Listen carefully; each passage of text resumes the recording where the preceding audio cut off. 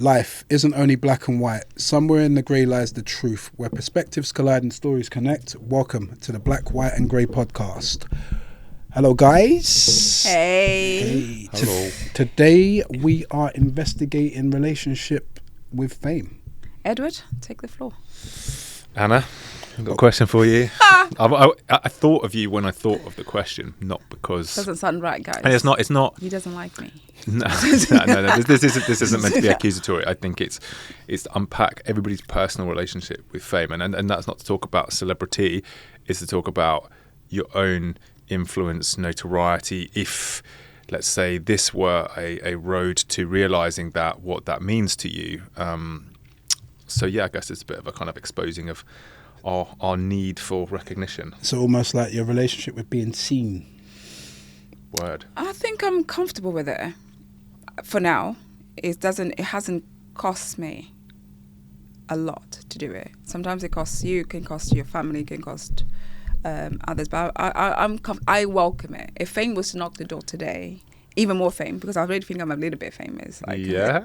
if you Google me, you will see me there. But If you Google me. Do you know who I am?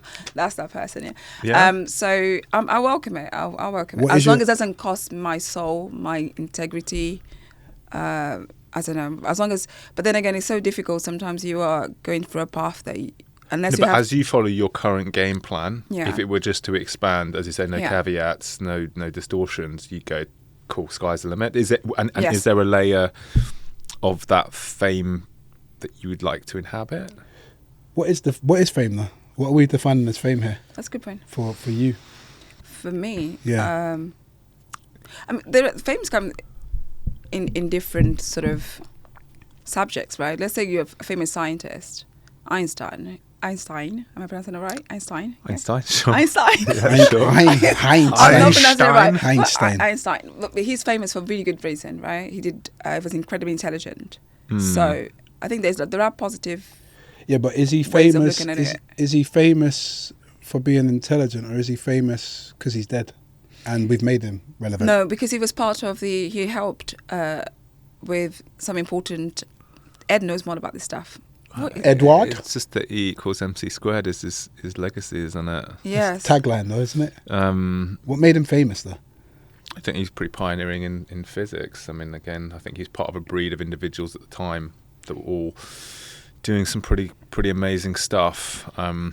So is his fame measured by About the amount of relativity people that know his name? No, he's How are we measuring? how Why is he impactful famous? he was He in might physics. be different, right? Because you're downstream of I won't call it invention. It's more discovery that is embedded in so much of the architecture of the way we live and have an appreciation for modern day physics. So it's like the term then becomes the godfather of, and then the downstream influence. So I think if you have something which has shaped, albeit a small amount, the way humans live. It could be Henry Ford with the motor car and going, now everybody drives around in motor cars. It's like, Yeah, that's you're famous because we're all living in your So world. that's what I Steve Jobs mean. and the iPhone. That's what I mean. Elon So Musk as well. He's famous for, I think, other than creating PayPal, but also creating loads of other, including SpaceX and his ambition as well. So I think there are good.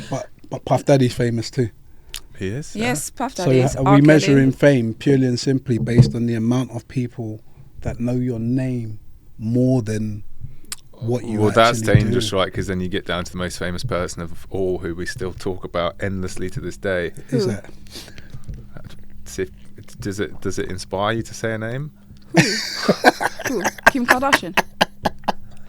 Hey, you're good. Take that. Yeah. Kim Kardashian. Kim Kardashian. Who? who gets talked about endlessly posthumously, who probably should be the worst person to ever be remembered ever? What? Jeffrey Epstein. Let's go more. Bigger. Bigger. What? Trump. Bigger. Used as a pejorative for anybody who takes on a kind of authoritarian view you don't like. Oh, Hitler. There we go. And so in terms of, again, if it's like the legacy of fame, and I think this is why, side cut, this is why I think there was a big influx of of people in the 70s looking to become serial killers because it was better to be having some notoriety and famous other reasons, their own psychopathology. But there was also this sort of elevated status that they got. For ultimately, they try down one avenue, fail, and then go kind of the kamikaze chaos-seeking route of going, well, if I butcher people, that's fully in my control. If I try and become an actor or a failed this and or that. A lot of them thrive off of their name being spoken about in the media, right? Correct. Which then makes them famous. Correct, yeah. So fame has to be measured by the amount of people that actually... So fame is a spectrum. It's a spectrum. Indeed. But as it pertains to you and your comfort with fame, unless you're planning on being Einstein, there's a set of rails that we're going to have to follow that will get us there. Yeah. And it's about whether you're comfortable with those, unless you're going to plan on becoming like an R&B artist. I was going to say, but that's ultimately what it comes down to. I mean, first it's about identifying what fame is, which we've done. And then it's what type of fame, because you're talking about being famous, what type of fame are you actually seeking? I think rather than seeking, what type of fame sort of happens? Revealing. Yeah, it reveals to me. See, I think that's probably the most earnest interpretation of fame would be one's own projected positive imagination of themselves. I imagine myself as the rock star, the snowboarder, the physicist, or whatever. But it's like you projecting out the most ambitious version of yourself, and ultimately, I think, hoping you fulfill it. If you go off and just seek influence and fame through whatever means, I think then you become a slave to the audience that want to buy what you're selling. But did you want to be famous growing up, though? I think there was a period of time where I saw it as an escape route from my own discomfort in life. How did you want to be famous? I don't think I had the right idea, right? Otherwise, I think maybe I would have pursued it. Yeah. I think. Do you want to be famous now? I don't. Nor do I believe that I would be. If fame was to knock the door I reveal itself to you, would you be open to like, here's the options. Yeah. Yeah, I just the red pill or the blue pill. become like used to be a model, so then become the Marks and Spencer's next model. The Marks and Spencer's model. Not even Waitrose, you know. No, because Marks and Spencer's is Waitrose. Marks and Spencer's probably the one that pays the bills. Pays bills. People who the face of Marks and Spencer's probably getting good money. You know that Marks and Spencer has this famous model. It's an older man. You know, I don't know how old he is, but late 40s, early 50s. Okay. Yeah, it's a mature man. The dad range. But he, he's incredibly famous. I'm sure you probably. Incredibly famous is not David Gandy. But that's the thing, right? There's a lot of people on adverts, right? And some of us, we don't know 90% of their names. Yes. But are they included in that same spectrum as famous? Or do they have to turn up a few times where you're recognising that face in other areas to then identify them as famous? There's the thing that I love about fame, which for some reason it's one of the few things that fascinates me about it, but it does, is when somebody like flips over and becomes that famous label. So like the Go Compare guy. At some point you've done too many adverts, it's stuck to you, and you can't shake it and then suddenly become the Go Compare guy who then becomes, I don't know, like an actor. Yeah. Because it's like this, the Go Compare guy. So the label has glued to you, or like he doesn't exist anymore. Vanilla Ice, right? It's like Vanilla Ice did his song. Yeah. How does he rebrand himself? And then he tried to rebrand himself as a rock star, and nobody accepted it. People don't, and your whole life will have been bound to that point. And some people, it's really interesting where they evolve with it, right? Like if you look at a Lewis Hamilton or a Chris... Zac Efron, he evolved from High School Musical to... But he was still in acting. He just matured as an actor, like a Miley Cyrus or whatever. Oh yeah, Miley Cyrus. So I think it's like I think it's interesting when they inhabit that character again, like a what's his name, Chris Brown. Yeah. And then they start getting the tattoos and their faces morph, and then they like change their styling. You can go with Bieber, innit, as a good example of that, like a childhood, or no, Macaulay Culkin. Home Alone. Tried to break away and do other shows, but we always pulled him back to Macaulay Culkin from Home Alone. At Christmas, without him, is nothing. Right, and then even as he got older and became a man, he done a podcast. He was on a podcast. I think we touched it a few shows back, and his son was like, "You're the Home Alone guy." It's almost like his son doesn't recognise that his dad was the Home Alone guy. He just wants to see the Home Alone guy, but he doesn't know that that's his dad. That's how wild it is, because like you've transcended yourself through a character you've played. So that his fame is only occupied in that space, and he can't come out of it. He can't shake it. He was in other films, but if you'd say, what film was Macaulay Culkin, and everyone would go Home Alone. Yeah, He literally is always going to be the Home Alone guy. Yeah. To your point. Well, I think there's also been eras of fame, right? Like, I would have been much more comfortable with the idea of it in the 80s or 90s, potentially. Just because I felt like it had more mystique, it had more. I know you're going to come to this. So you don't think Kim Kardashian should be famous then?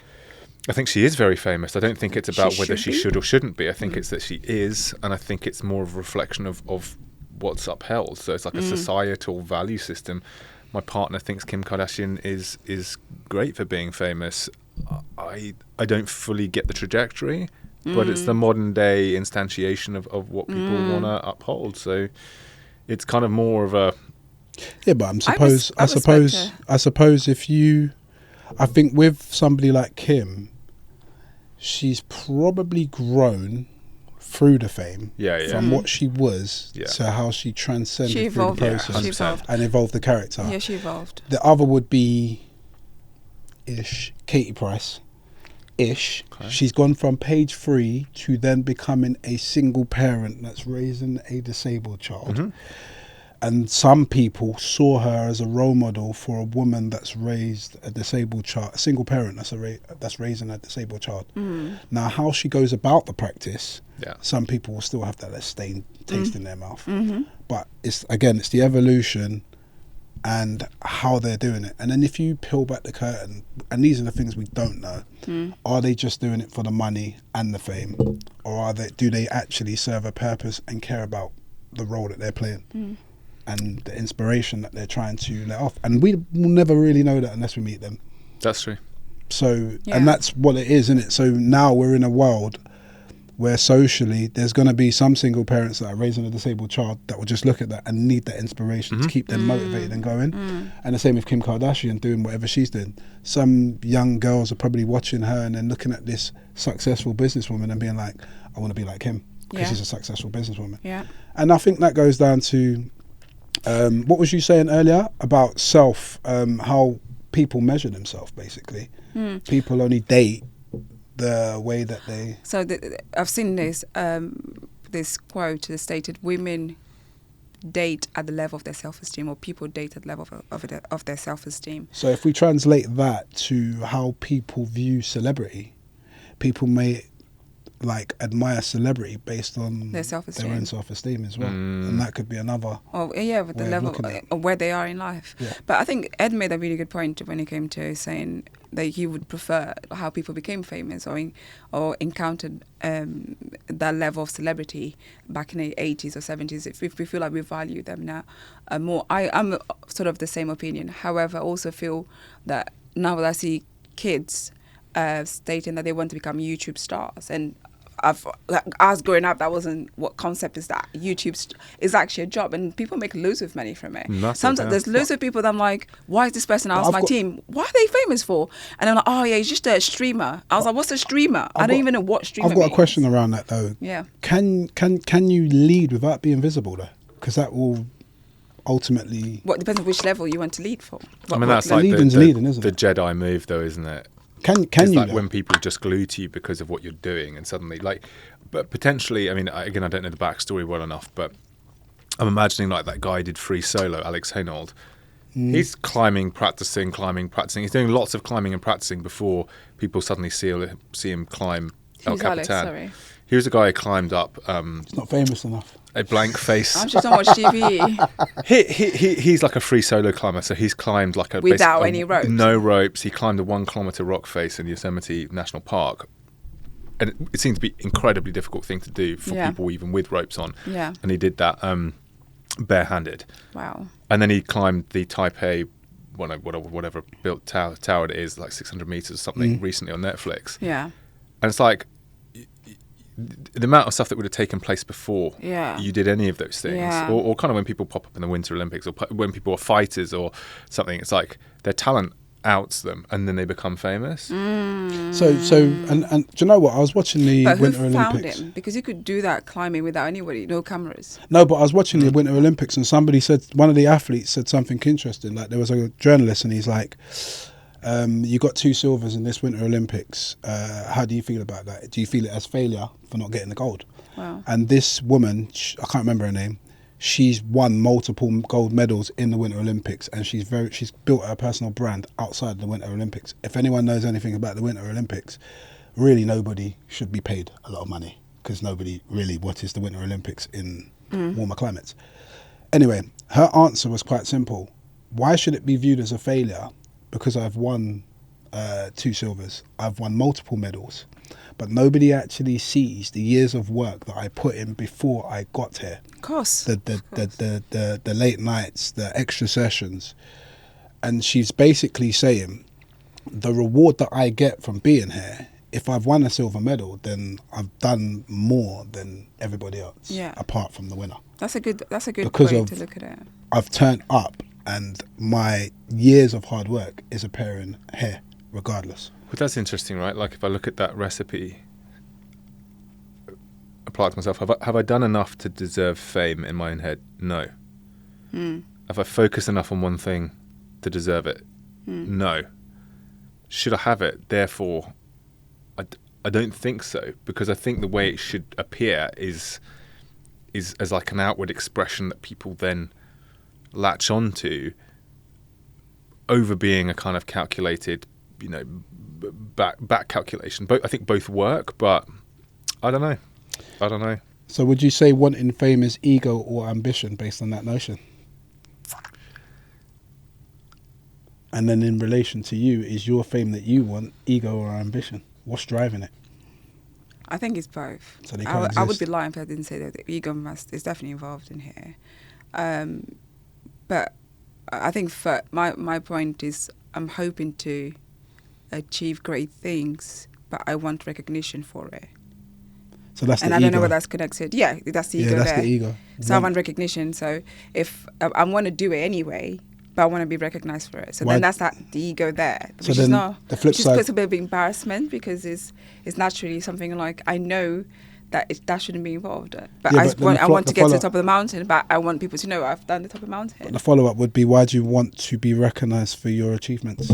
If that is something that you just believe that you're going to do, which should be to inspire others, why do you want to be recognized for inspiring others? Then it's tied in with the fact that I think have a little bit of a low self-esteem, which then it brings out the ego, and then I've lacked recognition, lack of recognition when I was growing up and stuff. I've always felt like I wasn't seen, so then that made the I wasn't seen, and then I want to be seen. So it's the extreme opposite, right?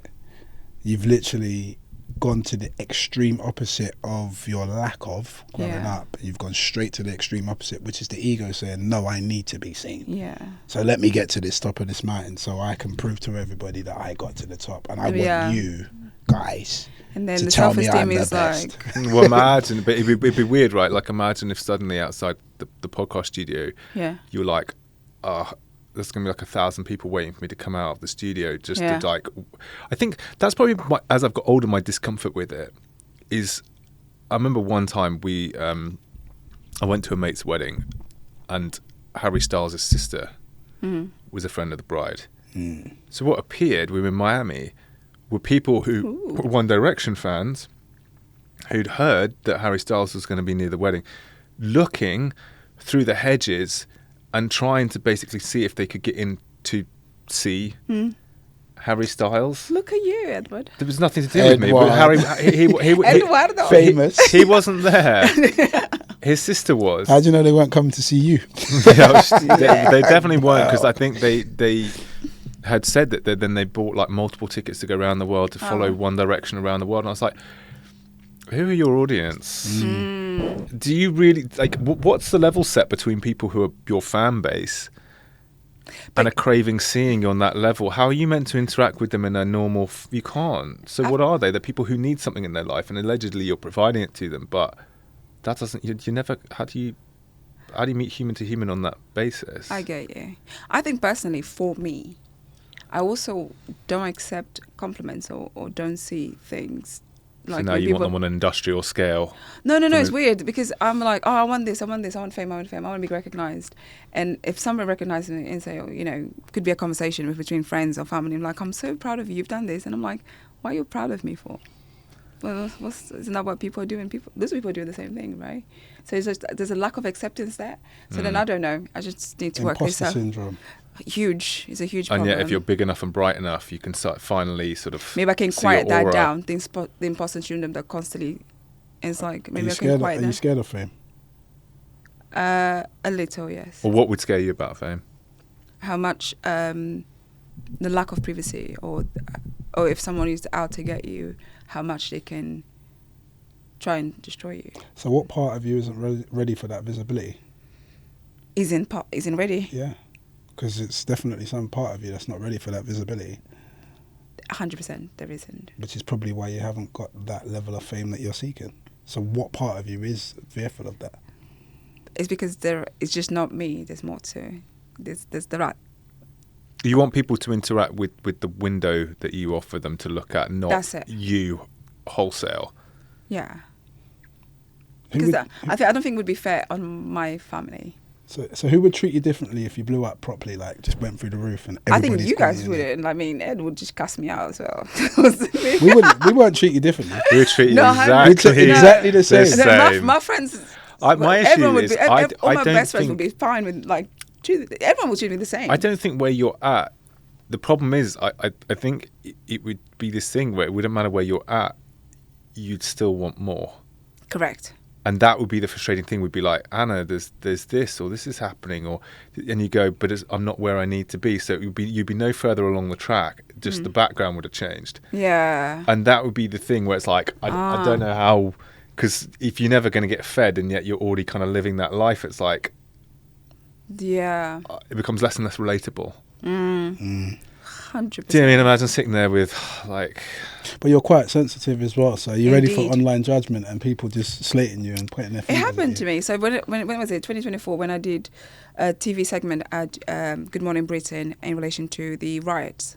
And the riots? Yeah, it was the riots against it. It was the right wing against asylum seekers and stuff like that. Okay. And then so I did a segment on that. What do they call you in there for? So my view was to. They wanted somebody from an ethnic minority. I told you not to do that show, didn't I? I think you did. Yeah, I told you. Somebody told me not to do it, so I did the show anyway, and I got the backlash was incredible. And all I said was, I just think social media should get. First of all, Elon Musk at the time was saying that, this Britain, show them, blah blah blah. I can't remember exactly what he was saying, but he was adding more fire to it because just for entertainment potentially. Yeah, and my view was, well, we should just limit social media during periods where things are heated. What did I say that for? They literally went online, found out my address, was like splattered on Twitter. They call me monkey, call me loads of things, but I didn't go on Twitter. Really? My friends went online, read all the comments, and told me not to go and watch it. My friends do it. Like I told my close friends, my best friend. That's good though. You got a network. Read, and then they were like, "Okay, I don't think you should go online." And I was like, "Okay." So then that was it. I didn't go online. That's crazy.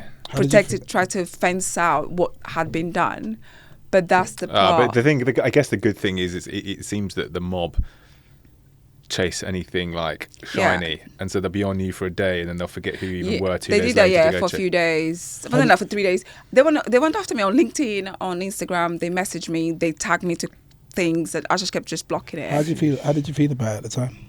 What was the mental health like? I wish I was like Kanye West and feel like any press is good press.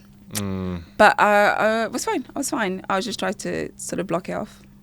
And I knew it was coming. I didn't think that was going to be that bad. I underestimated how offensive it is to say maybe the government should ring fence things a little bit. And even Americans, I've got loads of Americans. They felt like, freedom of speech. I mean, who are you to stop us from saying what we want? And no. Americans have a big issue with that. Also, I've got a friend in America that called me last week and said, "Oh, how comes in England there are more arrests on people being racist online? He's black, than rape victims being arrested." And I was like, why is that an interesting topic? He said, "But this is people should be able to say whatever they want online. It's freedom of speech. So why are we locking people up or giving them a criminal record So people for opinion? So people should have an opinion that you're a monkey? If they think I'm a monkey, and they So it is people what it should is. let's tone that down a bit. So people, what you're saying is people should be able to freely, subjectively put somebody down through racial slurs or prejudiceness freely because of freedom of speech, and that's okay. But they wouldn't do that in reality. So if you're in my face and then you do that in reality, Some people do that. and You see if they loads of do, then we videos. might have a fight. So then, but actually, Loads of because now I've incited violence physically, I then get arrested. Because, No, but you didn't incite violence. It was that you verbally insulted sorry, somebody. I You- replied to somebody's insult towards me because of their free speech. Is he saying that I should then get arrested? No, for he the said physical? no. He said that there should not be any arrest on people communicating But that's how my they point. feel or But how do we measure? or their thoughts or their opinions on others. But how do we measure if that's how they feel or if they're just trolling? Oh yeah, it or could be. just No, being Yeah, abusive? that's See, true. there's That so is much true. different. That is I true. If you mean- can't measure it, then actually let's just ring fence it, rule it, and say if you're offensive to somebody, you should be fined or arrested for it. He just thought that the punishment was drastic and it didn't sort of it outweighed the actual crime. I mean, him relating it to But rape. that's his opinion. But again, it's a different country I and think, they have yeah. different. I think him relating it to rape is also another thing, because as we've spoken to the sexual health experts that we've had on the show, they've also looked at the different levels on the challenges around proving rape. Yes. Because rape, again, we know what rape is, but then there's also false accusations of rape as well. That Correct. is also Manipulation around rape. There's a lot of. So there's so many different factors. There are cases I see about rape that I'm always I get confused. I mean, to yeah. say the least. What was her name? Billy. And one of the things she said is, if no is no, and if we really scale it back to just that word as no, as the benchmark, then that's it. And then outside of that, you're talking about, because she was saying females don't know, or people don't know when they hit that grey area when they've been drinking, and that could also be. So I think there's elements of, there should be a baseline of what you can cover, and that's it. But then it's going to be challenging all around. So again, back to the freedom of speech thing and or comparing being it to famous rape. or taking. Yeah, I think it is what it is. I think as long as for me, as long as. But this is interesting, right? Like, so some of your actual experience with like a taste of exposure Yeah. was immediately pretty negative. Correct. So it's that's not scary. No. It's Well, it's like the price I of knew it was entry. coming. I knew it's coming, right? But yeah, I can't, knew like, I was coming. I I mean, can't take Michael's point though, right? Like to know it's coming And is still to make room and acceptance for something that's. It's like a Like, pretty should it be just pretty okay, crazy innit? thing to Like- say? Yeah. No, But that's- it's just a form of resilience, isn't it? It's unprepared for. I mean, look, the- I respect people like Jake Paul who go, I'm going to cash in on that hatred. That hatred's going to make me money. And some people can sit in the pocket going, I understand. I wanted to be the person maybe that everybody would have liked. That's not my story. So I'm inverting that. I'm playing the heel in the sort of WWE sense. And I'm going to make money off being the bad guy. And it's like... But that's so the follow-up is, because that's like choosing money then and monetary value over purpose. There's a quote that states, and I've seen that recently. But I think it's been around for a few years, which is when people boo you, you see the crowd booing you, and then you're like, I look at it and thinking, I know exactly. I've seen you cheer for things that are questionable, so I don't care whether you're booing me or what you're gonna say about my opinion. So I think that's level of resilience. If somebody disagrees with my opinion, it's okay, because we shouldn't all agree anyway. It's the preparation of dealing with what's come. And also, I understand there are different demographics, there are different levels of IQs or intelligence or whatever you want to say in the nicest way possible. So But it's there's about going to be a being clash. seen, right? I think some people are happier to be booed because it means they're being seen than just ignored. Yeah. And they go, Yeah. oh, well, you know, So, and that's That is a good point. That was as my well. follow-up, really, Would because that be ego? because really you're choosing. It's like, would you choose purpose over popularity? Some people choose popularity, some people choose purpose. If we go with the Einstein's theory was all about purpose. he was purpose driven, and that made him famous. Where if you look at a Jake Paul, like you said, if people are saying that he's this, he's just saying, all right, well, I'll cash in and just be popular at the worst person. But then he felt... I'll be the bad guy. I'll be the best bad guy. He decided to profit it on that. But let's say that some people like Martin Lewis is well recognized for doing really good things. Right? Okay. Yeah. That's a good one. So then if somebody goes there and says, I don't like him. I dislike this man. I can't stand him. And it's gone on Twitter and it's just like, so his intent is not to cause any harm or to say anything wrong. He just happens to just be disliked by several people for no reason. Well, you're a vehicle that people don't like, or you're making them feel aware of their choices. I mean, he's going in to save people money, so so he's doing a great thing. Yeah. And there's a demographic there that really likes him, right? But I feel that if you... he may say something, and there was a debate yesterday with him and Kemi on Good Morning Britain. I didn't see it. But. Yeah, but there might be something that he might have said that someone on her side didn't like it, and I just think but I think life is challenging as it is, right? And I think the one thing that we should always home in on, and just anybody, if you are the truest essence of yourself and are doing things with good intention, then technically you should be able to survive it, and whatever outside will only impact you by 1% and not the 60 or the 90% that will destroy you, because your intentions are pure. So energetically, you're going to be putting out a stronger form of purity that should eradicate the noise. Well, I think a good example is Drake. Drake, no matter how big he's gone, as we end this show potentially, he has a huge fan base. But there's loads of haters that also say that he's not a rapper, or he's not this, or he's not that, he's not that. But those he transcended through so different There's like those purity tests, though, aren't they? Yeah. Right? Like they feel as old as the test of time. Drake this, Drake that. I mean, Drake's... But I feel like that's a defense of the ego, right? If you're like a block rapper, old school, you're known by your community as like the best battle rapper, or whatever, and you go, Drake's not a rapper because he doesn't do it like how he's not a pure artist. It's like, I think on some levels you're probably correct, but at the same level, he's more commercially successful and will be recognised in the history books as a rapper.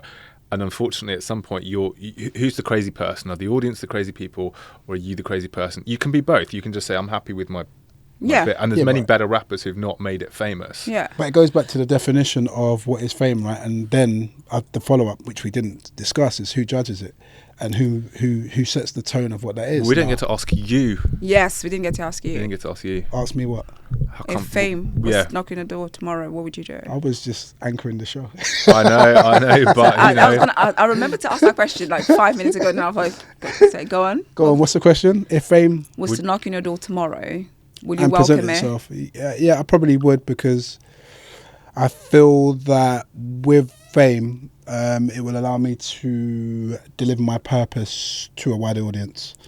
So I'll have to, just purpose driven, I think it will allow me to deliver my message to a wider audience and impact more people. That is more important than me. So you're not afraid of it? I'm afraid of it because I know what it comes with. I am afraid of it. But then and it goes back to my point, if I stick to my true essence and don't allow it to consume me, and I stick to my true essence and my purpose is pure, then I should be okay to deal with what comes with the hits. I like that. That's a great answer.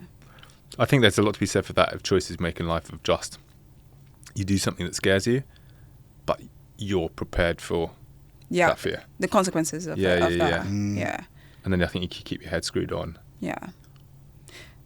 Fantastic.